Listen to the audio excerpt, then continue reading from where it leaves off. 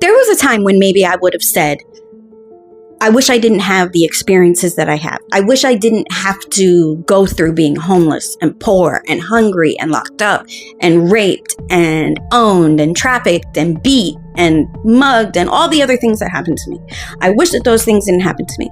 But now I know that those things informed who I was always meant to be. Those things helped me see what I am capable of overcoming. Okay? Now, for the people in my comments on my videos about how we should use the money that we have for the food to feed people, and they're saying, well, if people would just go to work, they'd be fine. Well, guess what? Something like 2/3 of all Americans don't make enough money to have a shelter. Working full-time jobs, but living in shelters. Working full-time jobs and living in a homeless shelter. Or hopping couch to couch, or living in transitional housing like a tent under a bridge, okay?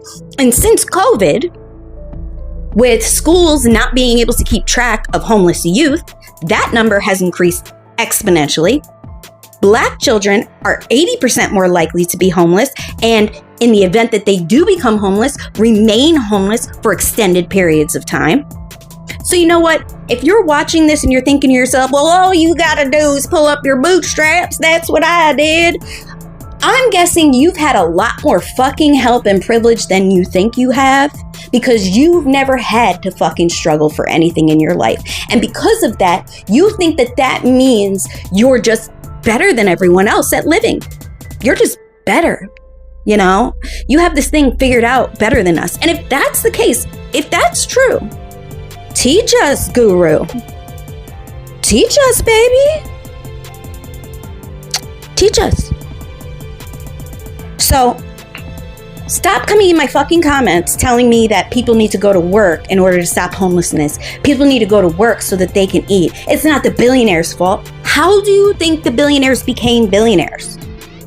Because the money stopped trickling down to the rest of us. Because our labor is what makes their companies worth billions and billions of dollars. Without our labor and the money we use spending on their services and on their products, most of which are a monopoly, most of which we have no choice but to use,